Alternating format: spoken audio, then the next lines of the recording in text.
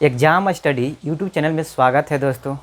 आज हम लोग आरआरबी ग्रुप डी सिलेबस 2022 के बारे में बात करेंगे, जो 17 अगस्त से एग्ज़ाम इसका शुरू होने वाला है। CBT 1 कंप्यूटर बेस्ड टेस्ट आप लोग जान रहे हैं। तो ये जो ग्रुप डी की एग्ज़ाम है, इसको कैसे क्रैक करें, कैसे इजीली क्रैक करें, क्या मेथड होनी चाहिए, कौन कौन सी रणनीति होनी चाहिए, कैसे हम पढ़ाई करें कि इस बार मेरा सिलेक्शन 100% सिक्योर हो जाए। तो मैं शुरू से अंत तक आप लोग इस वीडियो में बने रहें। मैं बताऊंगा कि कैसे इस एग्ज़ाम को आप लोग क्रैक कर सकते हैं, क्योंकि हम खुद एक रेलवे एम्प्लॉई हैं। मैं खुद आरआरबी इलाहाबाद डिवीज़न में मैं टेक्नीशियन के पोस्ट पर अभी मैं कार्यरत हूं। तो आप लोग को हम बेहतरीन से बता सकते हैं कि कैसे आप इस एग्ज़ाम को क्रैक कर सकते हैं, क्योंकि मैं खुद इस एग्ज़ाम को क्रैक किया हूं और कौन सी मेरी रणनीति थी, मेरी कौन सी स्ट्रेटजी थी, मैं कैसे पढ़ाई करता था और किस तरह से मैंने पढ़ाई करके आरआरबी जो टेक्नीशियन का एग्ज़ाम था 2018 की जो वैकेंसी थी, उसमें मैंने कैसे एलपी और टेक्नीशियन की एग्ज़ाम को कैसे मैंने क्रैक किया है, वो सारा इन्फॉर्मेशन और वो सारी रणनीति आप लोगों से इस वीडियो में मैं डिस्कशन करूंगा। और मेरा जो भी एक्सपीरियंस रहा है वो सारा एक्सपीरियंस मैं इस वीडियो में शेयर करूंगा। तो आप लोग शुरू से अंत तक इस वीडियो में बने रहें। शुरुआत करते हैं दोस्तों। हमको 100 प्रश्न रहेंगे और 100 मार्क्स के रहेंगे। हमको स्कोर करना है 80, किसी भी हालत में स्कोर करना है 80। तो कैसे करेंगे? आप जान रहे हैं कि इसमें निगेटिव मार्किंग भी है, 1/3 है और 90 मिनट का समय है, 1.5 घंटा आपके पास समय है। और आप जान रहे हैं कि मैथ से जो इसमें प्रश्न पूछे जाएंगे 25 प्रश्न रहेंगे, 25 प्रश्न आपको मैथ से रहेंगे और 30 मार्क्स के जो क्वेश्चन रहेंगे आपको रीजनिंग से रहेंगे। अगर 25 और 30 को ऐड करते हैं तो मेरा हो जा रहा है कितना, 60।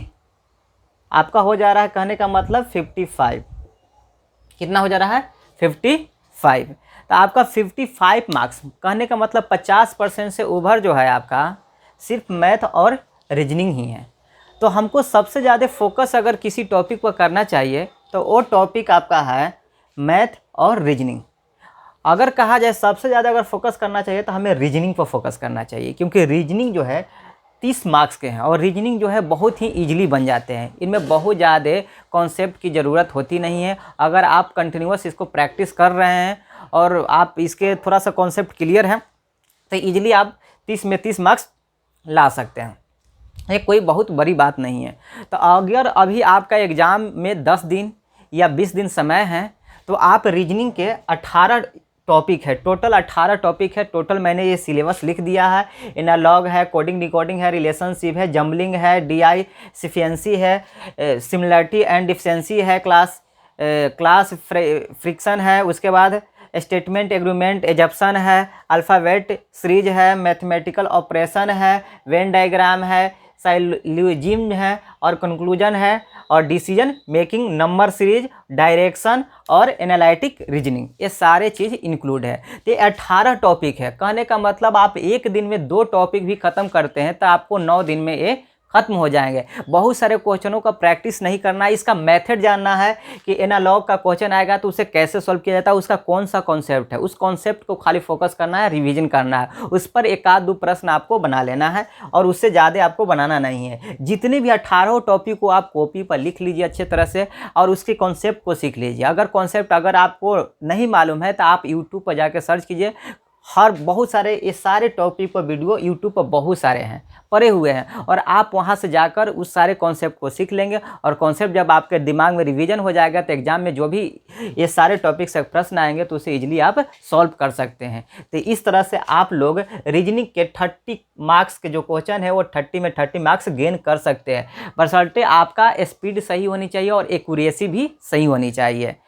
तो आप सबसे पहले रीजनिंग को कवर करें। अगर आप ग्रुप डी का एग्ज़ाम में सिलेक्शन चाहते हैं तो सबसे पहले आप रीजनिंग के जो भी सिलेबस है उसके सिलेबस के अकॉर्डिंग आप पढ़ाई करें और उसमें 18 आपका पॉइंट है, 18 पॉइंट को आप अच्छे से उसे कॉन्सेप्ट को सीखिए और उस पर अच्छे 1-2 प्रश्न या 2-3 जितने भी प्रश्न हो सके आप उसे सॉल्व करें। उसके बाद आप अपने माइंड में सेट कर लें।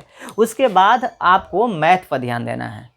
बहुत लोगों को मैथ में डर लगता है, लेकिन मैथ देखिए आप जान रहे हैं कि हम ग्रुप डी का एग्ज़ाम दे रहे हैं और इसका जो है 10th स्टैंडर्ड रखा गया है, तो आपको 10वां का लेवल का जो मैथ होगा वही पूछेगा, उससे भी लो क्वालिटी का ही मैथ पूछता है और इसमें सबसे ज़्यादा अर्थमेटिक्स से ही क्वेश्चन आते हैं। आपका ज्योमेट्री और एडवांस मैथमेटिक्स से उतने प्रश्न आते नहीं है, एक आधो प्रश्न ही देखने को मिलते हैं। तो हम बताते हैं कि देखिए मैथ जो है आपको 25 मार्क्स है, 25 में आपको 20 मार्क्स लाना है, आपको टॉप नहीं करना है, आप 20 मार्क्स ही लाएं इसमें। आप रीजनिंग में 30 मार्क्स ला सकते हैं, बहुत ही माने अथक प्रयास नहीं करना, थोड़ा सा प्रयास ही आप कीजिएगा तो आप रीजनिंग में ला सकते हैं। लेकिन मैथ में आपको क्या करना है कि सबसे पहले आपको देखिए किस किस से ज़्यादा प्रश्न पूछने के चांसेज रहते हैं। तो हम आपको बता दे रहे हैं कि देखिए एलसीएम और एचसीएफ से एक प्रश्न आपको देखने को मिलेगा, इससे एक क्वेश्चन जरूर रहेगा, तो इस चलते आप इस टॉपिक को जरूर पढ़ लेंगे। उसके बाद देखिए डेसिमल से आपके एक जो जरूर रहेंगे, तो इससे को भी आप देख लेंगे, ये बहुत ज़्यादा बड़ा टॉपिक नहीं है, छोटा टॉपिक है। उसके बाद देखिए रेशियो और प्रोपोर्शनल, ये भी इंपॉर्टेंट टॉपिक है, इससे भी एक आधो प्रश्न देखने को मिलेंगे। 6 नंबर जो टॉपिक है टाइम एंड वर्क, ये बहुत ही बीवीआई, इससे प्रश्न जरूर मिलते हैं, इसलिए इस टॉपिक को आप कवर करके ही जाना है। उसके बाद देखिए प्रॉफिट एंड लॉस और परसेंटेज, ये दोनों में से किसी एक टॉपिक से एक प्रश्न होंगे, या आपका एसआई भी इसी में आ जाएगा, एसआई और सीआई, ये तीनों टॉपिक में से एक प्रश्न जरूर आएंगे। सबसे पहले परसेंटेज आप पढ़ लीजिएगा, उसके बाद आप प्रॉफिट एंड लॉस चैप्टर को पढ़िएगा, उसके बाद सिंपल इंटरेस्ट और कंपाउंड इंटरेस्ट को पढ़िएगा, आपको अच्छे से समझ में आएगा। ये तीनों टॉपिक एक से रिलेटेड है, परसेंटेज बेस्ड है, इसलिए ये तीनों टॉपिक में से एक ही पर प्रश्न आता है, इसलिए आप ये तीनों टॉपिक को कवर कर लीजिएगा, उससे एक प्रश्न रहेंगे। उसके बाद आपको देखिए ज्योमेट्री या ट्रिग्नोमेट्री है, तो ट्रिग्नोमेट्री में आप फार्मूला याद कर लीजिएगा, sine theta, cos theta, tan theta, ये जो भी है फार्मूला, और साइन 45 डिग्री का वैल्यू याद करके आप जाना, या साइन जो 0 डिग्री से 90 डिग्री के बीच जो वैल्यू होते हैं वो सारे याद करके जाना। ये डायरेक्ट पूछ लेते हैं कि साइन 45 डिग्री का वैल्यू क्या होता है, साइन 60 डिग्री का वैल्यू क्या होता है, टेन 60 का वैल्यू क्या होता है, इस तरह के आपको प्रश्न आएंगे, या वो दे देंगे और उस पर सॉल्व करने के होंगे। तो आप फार्मूला जितने भी ट्रिग्नोमेट्री के हैं वो याद कर लेंगे, वहाँ से 1 मार्क्स के आएंगे, आपको बन जाएंगे। बेस फार्मूला बेस ही पूछता है, बहुत ज़्यादा अंदर वाला क्वेश्चन ये पूछता नहीं है, इसलिए। और एज कैलकुलेशन का भी प्रश्न एक आते हैं, ये भी चैप्टर इंपॉर्टेंट है, ये भी आप देख के जाना। उसके बाद देखो एलजाब्रा का भी एक प्रश्न होता है, आपको a+b के होल स्क्वायर या a² - b² के फार्मूला पर, या a+b का होल क्यूब पर, ये सारे एलजाब्रे के जो फार्मूले हैं उस बेस्ड प्रश्न आप लोग देख लीजिएगा। उसके बाद देखिए ये दोनों से एक क्वेश्चन रहेंगे, चाहे तो फ्रैक्शन या बोर्ड मास, ये दोनों में से एक प्रश्न आपको देखने को, 1 या 2 प्रश्न आपको देखने को मिलेगा। तो आप इस चैप्टर को भी देख लेना अच्छे से, क्योंकि इससे भी रहते हैं और ये बहुत ही ईजी है, आप बचपन से बोर्ड मास पढ़ते हैं और फ्रैक्शन का भी क्वेश्चन बचपन से ही पढ़ते हैं, तो ये बहुत ही ईजी है, ये बउआ वाला क्वेश्चन है, इस चलते आप इसको बना लीजिएगा। उसके बाद देखिए कैलेंडर और क्लॉक, आजकल ये भी बहुत एग्जाम में पूछे जा रहे हैं। तो देखिए कैलेंडर और क्लॉक, ये तो रीजनिंग का भी टॉपिक है और मैथ का भी टॉपिक है, इसलिए आप इसको पढ़ लें, रीजनिंग में भी पढ़ सकते हैं और मैथ में भी पढ़ सकते हैं, दोनों से एक ही तरह के प्रश्न आते हैं, चाहे इसको मैथ का प्रश्न कर लीजिए या रीजनिंग का कर लीजिए, तो इसको भी आप कवर कर लीजिएगा। उसके बाद देखिए स्क्वायर रूट है, तो स्क्वायर रूट निकालने के लिए पूछता भी है, कभी नहीं भी पूछता है, तो आप इसे देख लीजिएगा, इसे नहीं भी देखिएगा तो कोई दिक्कत नहीं है, लेकिन आपको याद होगा पहले स्क्वायर रूट निकालने में, इसे पूछ भी सकता है, नहीं भी पूछ सकता है, ऐसा नहीं है कि पूछेगा ही। उसके बाद देखिए नंबर सिस्टम से एक दो प्रश्न रह सकते हैं, तो नंबर सिस्टम बहुत बड़ा चैप्टर है, लेकिन ओवरव्यू एक बार देख लीजिएगा, हर टाइप के नंबर सिस्टम को एक बार रिवीजन के टॉपिक पर आप कर लीजिएगा, रिवीजन कर लीजिएगा, तो इससे आपके प्रश्न जो भी होंगे वो बन जाएंगे। आजकल ये भी पूछ रहे हैं पाइप और सर्टन, तो कहने का मतलब पाइप या सर्टन या वर्क एंड टाइम, ये दोनों में से किसी एक पर प्रश्न आपके एग्जाम में आ सकते हैं। अगर पाइप और जल और नल का प्रश्न अगर आ रहा है तो टाइम एंड वर्क का नहीं आएगा, दोनों में से एक ही प्रश्न आपको देखने को मिलेगा, क्योंकि दोनों एक दूसरे से रिलेटेड टॉपिक है। उसके बाद एलिमेंट्री स्टैटिक्स आएंगे। आप क्या करना, 10वां क्लास में आपको माध माधिका बहुलक है, उसको एक बार रिवीजन करना, मात्र आपको 10 मिनट लगेगा।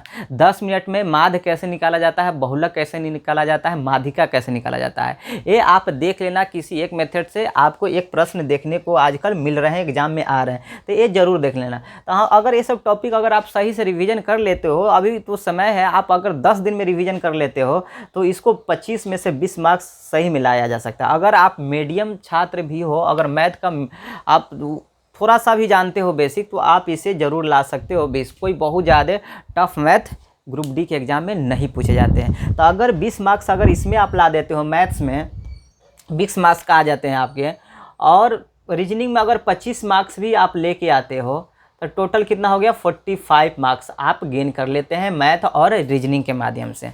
उसके बाद इसका जो सिलेबस है दोस्तों वो है साइंस का। तो साइंस देखो, साइंस का सिलेबस जो है इसके बाद, तो साइंस में हम क्या करें, साइंस में 3 टॉपिक है, एक फिजिक्स है, एक केमिस्ट्री है, एक बायोलॉजी है। तो देखिए फिजिक्स, केमिस्ट्री और बायोलॉजी, इसमें किसको पढ़े किसको ना पढ़े, तो हम तक कहेंगे कि ये तीनों टॉपिक ही इंपॉर्टेंट है, फिजिक्स भी, केमिस्ट्री भी, बायोलॉजी भी। तो इसमें देखिए क्या होता है, फिजिक्स, केमिस्ट्री, बायोलॉजी में क्या होता है कि आपका जो फिजिक्स है और जो केमिस्ट्री है और बायोलॉजी है, तो रेलवे का ऐसी टॉपिक है। देखिए कभी क्या होता है कि फिजिक्स से अगर ज़्यादा क्वेश्चन आएगा या बायोलॉजी से ज़्यादा आएगा तो केमिस्ट्री से कम हो जाएगा, और किसी शिफ्ट में केमिस्ट्री से ज़्यादा क्वेश्चन आएगा फिजिक्स से तो बायोलॉजी से कम हो जाएगा। तो ये तीनों ही इंपॉर्टेंट है, आपको ये तीनों टॉपिक को कवर करके जाना है, क्योंकि इसका भी बहुत बड़ा रोल है। आपको 25 मार्क्स, ये तीनों मिलकर फिजिक्स, केमिस्ट्री और बायोलॉजी, ये टोटल 25 मार्क्स के हैं। तो इसलिए हमारे लिए बहुत ही इम्पोर्टेंट है, इसलिए इसको हम कवर करेंगे, फिजिक्स को, केमिस्ट्री को, बायोलॉजी। अगर आप 9th और 10th का अगर फिजिक्स, केमिस्ट्री, बायोलॉजी अगर पढ़े हैं तो आपके लिए तो स्कोरिंग हो जाएगा, यह सब्जेक्ट बहुत ही स्कोर अच्छा कर सकते हैं। अगर आप नहीं पढ़े हैं तो अभी पढ़ने की ज़रूरत नहीं है। आपके पास लूसेंट का एक आता है ऑब्जेक्टिव टाइप फिजिक्स, केमिस्ट्री और बायोलॉजी का बुक है, लूसेंट साइंस।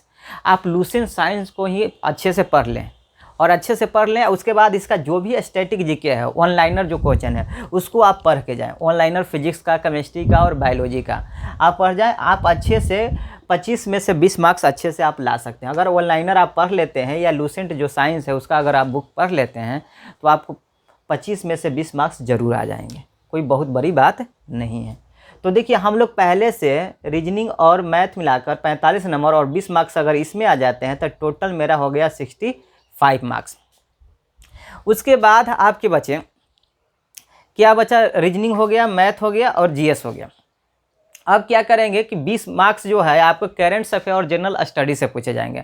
अगर जनरल स्टडी से पूछे जाएंगे तो देखिए करेंट अफेयर क्या करना है, आपको रिसेंटली 4 महीना का करेंट अफेयर देखना है, इससे ज़्यादा का नहीं देखना है। अगर 4 महीना का आप करेंट अफेयर अगर आप 5 दिन में रिवीजन कर सकते हैं, बहुत सारे वीडियो यूट्यूब पर पड़े हुए हैं, आपको याद नहीं करना है, बस उस वीडियो को एक बार देख लेना है, क्योंकि ऑप्शन आएंगे 4 ऑप्शन से आप उसको क्रैक कर सकते हैं। क्योंकि ऑप्शन में जब एक बार आप ओवरव्यू से सुने होंगे उस करेंट अफेयर को, तो वहाँ पर आप देखना है आपको और सुनना है। अगर देखे रहेंगे तो वहाँ उसका दृश्य बनता है, जब आप एग्जाम हॉल में जाएंगे सॉल्व करेंगे तो आएगा, लगेगा कि हाँ ये ऑप्शन है। इसलिए आप 4 मंथली का यूट्यूब पर जाकर किसी के भी चैनल पर आप अच्छे से करेंट अफेयर का वीडियो देख लेना 4 मंथ का, वहाँ से आपके बन जाएंगे। उसके बाद देखिए जनरल अवेयरेंस है, आप कभी भी जीके पढ़े होंगे स्पीडी से, लूसेंट से या किसी भी रिसोर्सेज से, तो वहाँ से आपको ये बन जाएगा। तो इसमें भी आप ज़्यादा नहीं तो कम से कम 15 मार्क्स तो इसमें ला सकते हो। अगर 15 इसमें ला देते हो तो कितना हो जाएगा आपका, 80 मार्क्स हो जाएंगे। 65 और 15 कितने हो जाएंगे, 80। और अगर आप 80 स्कोर कर जाते हो तो आपको कोई भी बोर्ड हो, चाहे वो आपका मुंबई हो, चाहे वो पटना बोर्ड हो, चाहे वो रांची बोर्ड हो, कलकत्ता बोर्ड हो, कोई भी बोर्ड में आपका सिलेक्शन होने से नहीं रोक सकता है। क्योंकि इस बार ग्रुप डी का फॉर्म जी भी आई 1 लाख प्लस है। उसके बाद पिछले वैकेंसी भी जो आई थी 2018 में ग्रुप डी के, बहुत सारे स्टूडेंटों ने छोड़कर टेक्नीशियन में चले गए, कोई एनटीपीसी में चला जाएगा, कोई स्टेट लेवल के एग्ज़ाम में चले गए हैं।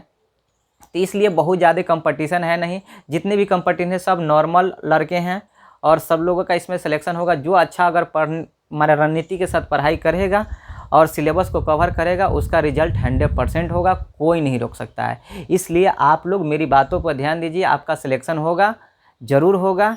अगर कोई भी समस्या हो तो आप वीडियो के नीचे कमेंट कीजिएगा, मैं और भी इससे रिलेटेड टॉपिक पर वीडियो बना दूंगा। ठीक है, तब तक के लिए धन्यवाद।